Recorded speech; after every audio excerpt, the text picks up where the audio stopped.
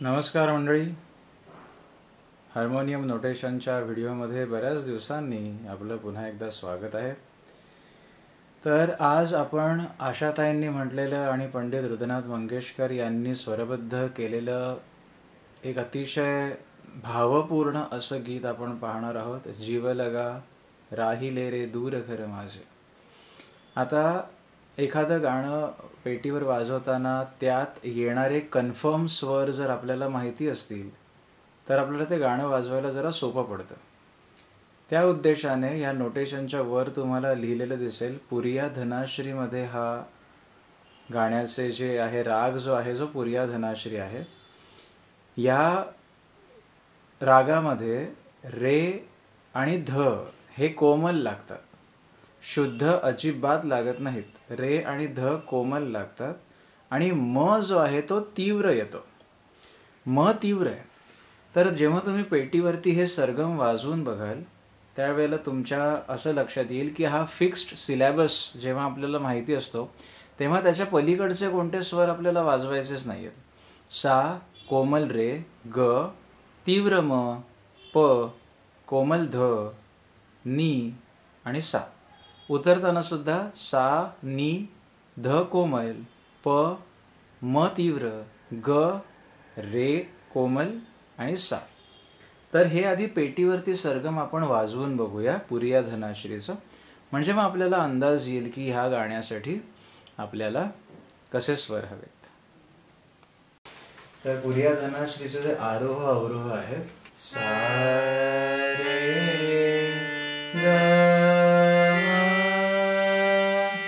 प ध नी सा सा नी ध प म ग रे सा. तर हे जीव लगा पूर्ण गाणं जे आहे ते हे स्वर सोडणार नाही. कोणते स्वर?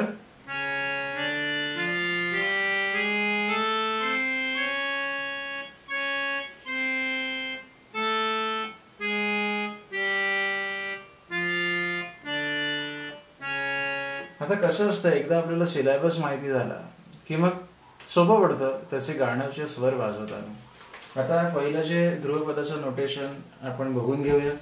तर आता जीव लगा, पहिला तुमच्या समोर जे नोटेशन आहे, जीव लगा उतरायचं आहे. जीव लगा आणि सुरुवात वरतून होते, वरतून. म्हणजे आता मी जेव्हा तुम्हाला हार्मोनियम त्या कीबोर्डवर वाजवून दाखवेन तेव्हा वरून चालू होतं. नी सारे सारे नी ध प, खाली उतरत यायचं आहे. वरच्या नी पासून सुरुवात करायची आहे. म्हणून सा आणि रेवर अनुस्वार दाखवलेत कारण ते तार सप्तकात जातात. जीव लगा आणि मग उतरायचं आहे.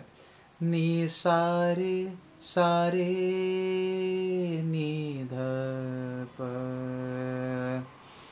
आणि मग त्या प पासूनच राहिले रे राहिले रे प म ग म रे ग ग दूर ग ध म दूर ग ध म दूर घर माझे.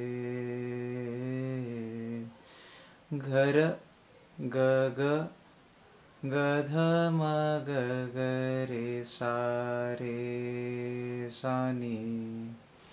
आता हे गाणं ना थोडं स्लो आहे त्याच्यामुळे तुम्हाला वाजवायला बरं पडेल. आता मी सलग नोटेशन म्हणतो. नी सारे सारे नी ध प प म ग म रे ग ग ग ध म ग ग रे सा रे सा नी. पुढे पाऊल थकले नी नी रे म म प. एकदम सिंपल. नी नी रे, खालचा नी म्हणून खाली अनुस्वार आहे, खालती चिन्ह दाखवलंय. नी नी रे म म प माथ्यावरचे म धनी ध नी नी नी ध जड झाले ओझे धनी नी नी रे ग रे सा सा नी ध जीवलगा. परत आपल्याला सेम जसं सुरुवात आहे तसंच वाजवायचं आहे. सो आता हे ध्रुवपदाचं नोटेशन आपण बघूया कीबोर्डवरती. जीवलगा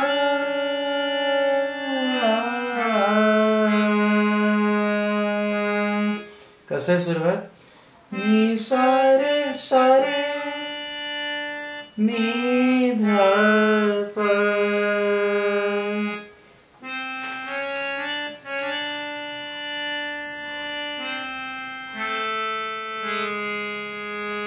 राहिले रे दूर घर माझे. कसं आहे बघा, नीट समजून घ्या, सिंपल आहे. राहिले रे प म ग म रे ग ग दूर घर माझे. रे सा सा रे सा नी प म ग म रे ग ग ग घ म ग ग रे सा नी. पहिली वेळ पुन्हा एकदा बघून घ्या. जीवन गा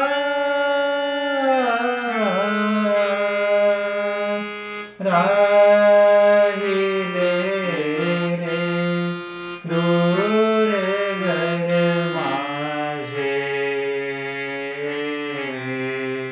इथपर्यंत.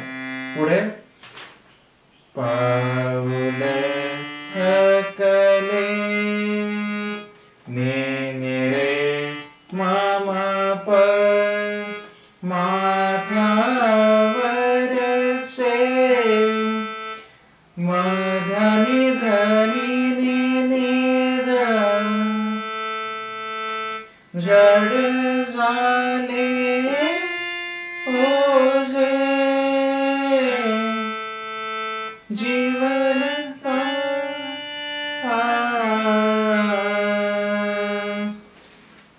आता मी जरासा माझा जो आवाज आहे तो जरासा म्यूट करतो माझा आणि फक्त कीबोर्डवर वाजवून दाखवतो. तर कीबोर्डवर फक्त आता हे पहिलं अखंड ध्रुवपद कसं वाजेल ते ऐकून घ्या.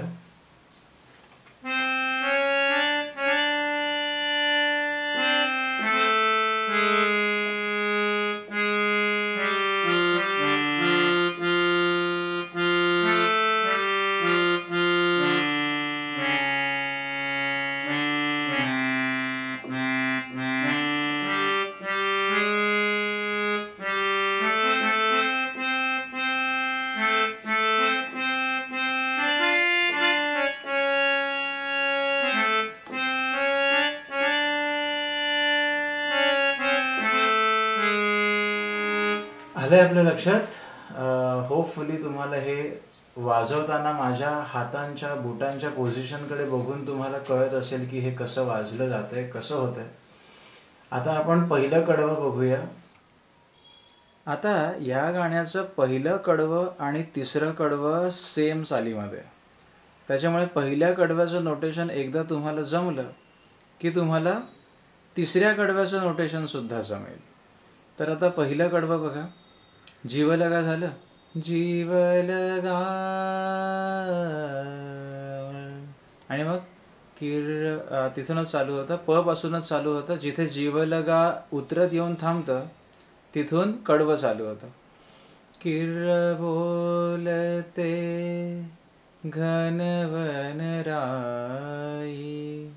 नोटेशन किर्र बोलते प प प प प घनवन राय म प ग म रे ग ग सांज सभोवती दाटून येई नी नी रे म ग ग प प म ध प. दुसऱ्यांदा किर्र बोलते घनवन राय. आता हे दुसऱ्यांदा जे नोटेशन मी तुमच्या समोर लिहिलंय दुसऱ्यांदा असं, ते जरा नीट लिहून घ्या हा. किर्र बोलते त्याला फरक नाही. प प प प प घन. आता इथे ना घन नोटेशन दुसऱ्यांदा जे आहे ते दुसऱ्या ओळीवरचं कसं आहे, घन गम धनी रे ग रे नी ध म ग. म्हणजे वरती जायचंय तेवढ्याच जोरात खाली यायचंय. घनवन राय. तर त्यातलं जे सिम्पलेस्ट नोटेशन जे आहे म्हणजे ग म ध नी वरचे 4 स्वर सलग चढून जायचे. ग म ध नी आणि पटकन घ्यायचे. राई पटकन घ्यायचे. रे ग रे नी ध म ग. रे वरचा ग मग पुन्हा उतरायचे. रे नी ध म ग. घनवन राई उतरत यायचे. वर टच करून खाली यायचे. सांज सभोवती दुसऱ्यांदा पण सेम.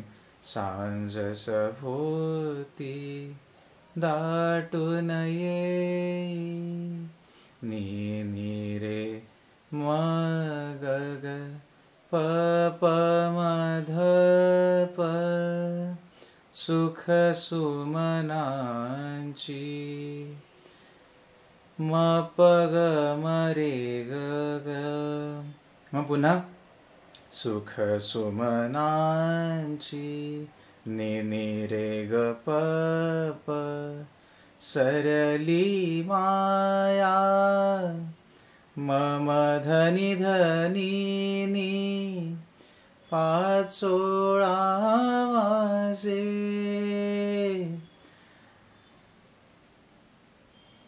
धनी नी रे ग रे सा सा नी ध जीवलगा. आणि मग पहिल्यासारखंच जीवलगा पहिल्यासारखंच. आपल्या लक्षात आलंय का? हे जे नोटेशन आहे हे तुम्ही नीट लिहून घ्या. माझी इच्छा एवढीच आहे की हे जे तुमच्या समोर स्क्रीनच्या दिसतंय पॉज करा, लिहून घ्या आणि मी तुम्हाला कीबोर्डवर जास्त चांगलं समजावू शकेन. प पासून सुरुवात होते कारण जीवलगा इथपर्यंत प वरनं उतरत येतं. आता किर्र बोलते घनवन राय सांज सभोवती दाटून येई. पहिलं ओळ कडव्याची पहिली ओळ कशी? किर्र बोलते प प प प प घनवन राय म प ग म रे ग ग सांज सभोवती नी नी रे म ग ग दाटून येई प प म ध प. आणि दुसऱ्यांदा किर्र बोलते घनवन राय. जरा मी हळू वाजवलं. हे पटकन कसं वाजेल? किर्र बोलते घनवन राय.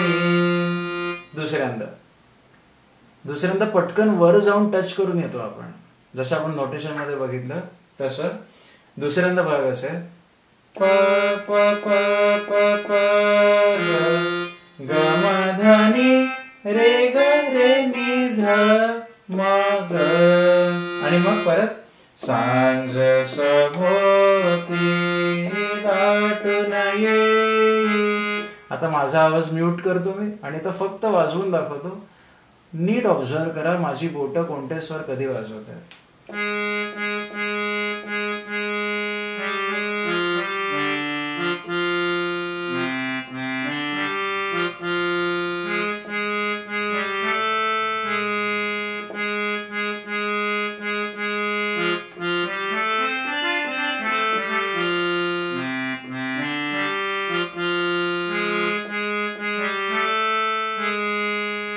इथपर्यंत लक्षात आलंय. आता जी शेवटची ओळ आहे, सुख सुमनांची, सुख सुमनांची, ते कसे, सुख सुमनांची मप रे ग ग. आणि दुसऱ्यांदा सुख सुमनांची नि रे ग प प. सरली माया मम धनी धनी पाचो वाजे धनी रे ग रे सा सा नि ध. आणि मग परत जीवलगा. जीवलगा जसं ध्रुवपद आहे सुरुवात तसंच. आता पूर्ण कडवं पुन्हा एकदा बघा. गणराये सांज सभोवती दाटून केळ बोलते. गणवनराये सांज सभोवती दाटून सुख सुमनांची, सुख सुमनांची सरली माया.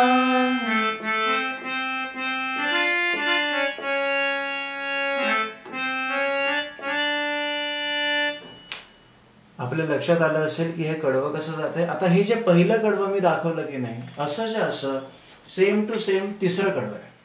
परंतु तिसऱ्या कडव्याच्या आधी जो एक स्वर अलंकार येतात ते आपण बघू आणि मग तिसऱ्या कडवं बघू. आता आपण दुसऱ्या कडव्याचं नोटेशन बघूया. ओके, आता तुमच्यासमोर दुसरा कडवा आहे. आता हे कडवं वरून चालू होतं. गाव मागचा मागे पडला, पायतळी पथ तिमिरी बुडला. वरती आहे. कसं आहे, गाव मागचा वरचा सा सा सा सा सा सा मागे निधम पडला धनिनी. मग नी वरून ग वर यायचं. पायतळी ग ग ग ग पथ गम तिमिरी बुडला धनी रे ग रे रे सा. दोन्ही वेळेला सेमच चालेल. ही मग ही घटिकेची जी आहे तेच पहिल्यांदा वेगळं आहे आणि दुसऱ्यांदा खालून आहे. कारण हे पहिली ओळ वरती आहे ना, तिमिरी बुडला हे वरच्या सावर थांबतं.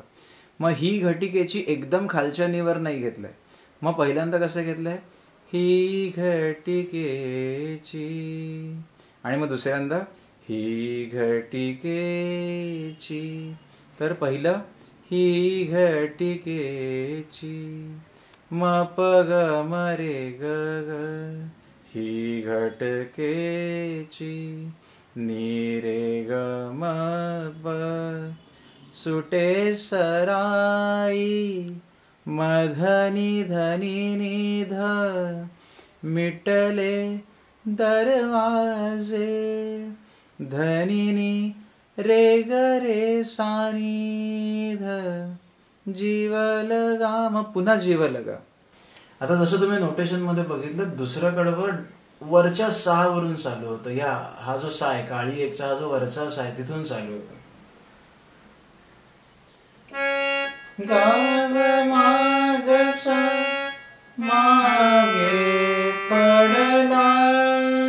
कसं, सा सा सा सा सा नि ध म ध नि नि गाव मागचा मागे पडला.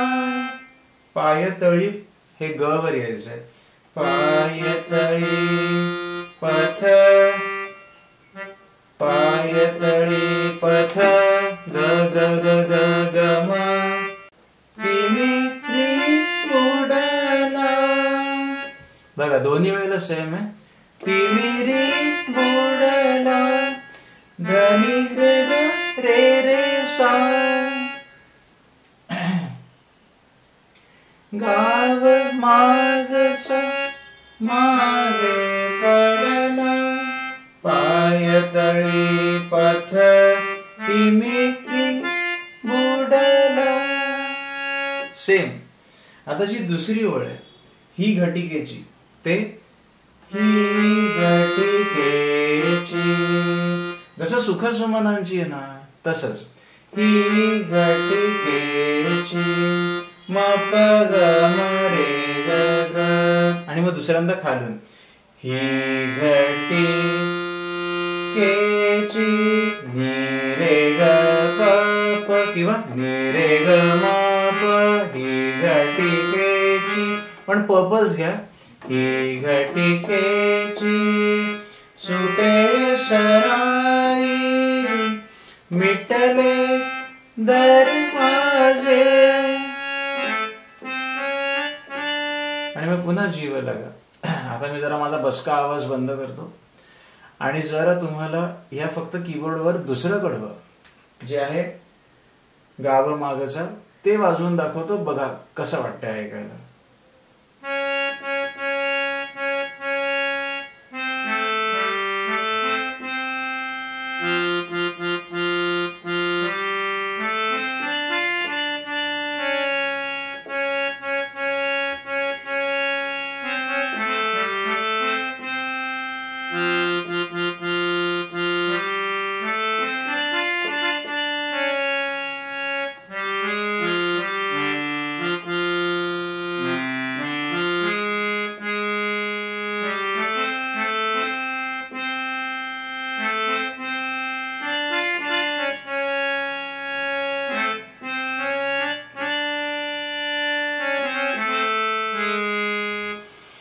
आपल्या लक्षात आले. ओके. आता दुसऱ्या कडव्यानंतर निराधारमीला जाण्याआधी पंडितजींनी जे स्वर घेतलेले आहेत ते कसे आहेत.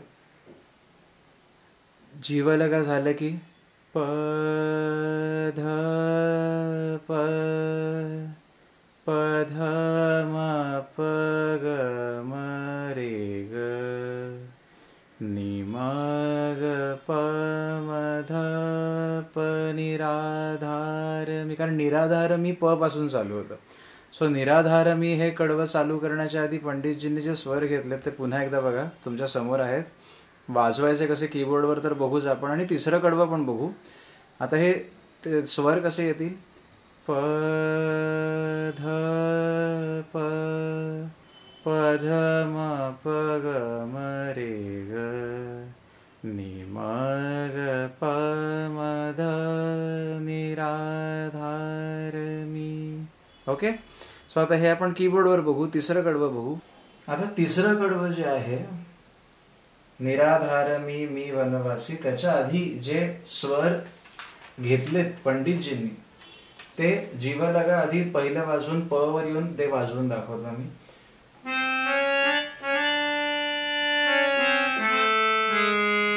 आता इथे तिसरं कडवं चालवण्याचे जे स्वर आहेत प ध प प ध म प ग म रे ग नि म ग प म ध निराधार मी.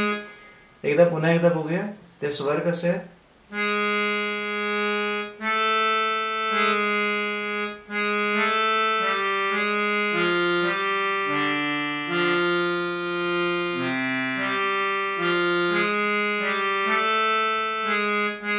आणि मग कडवं चालू होतं. पुन्हा एकदा प ध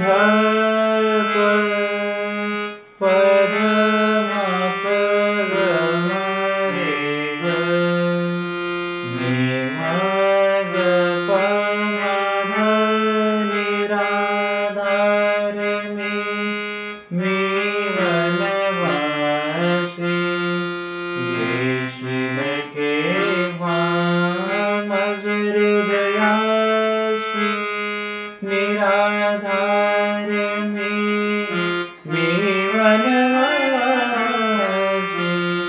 गे शिव केव्हा मज हृदयासी तूच एकला नाथ नाथा महिमा तवाजे.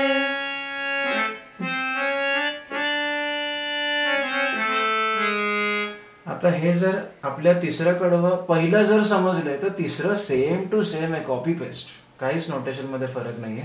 आता मी काय करतो, माझा आवाज जो बसका आवाज आहे, माझा आवाज अजिबात चांगला नाहीये, तर थोडासा तो मी शांत करतो आणि फक्त कीबोर्डवर तुम्हाला हे पूर्ण गाणं वाजवून दाखवतो. मग बघा तुम्हाला कसं वाटतंय ते. ओके.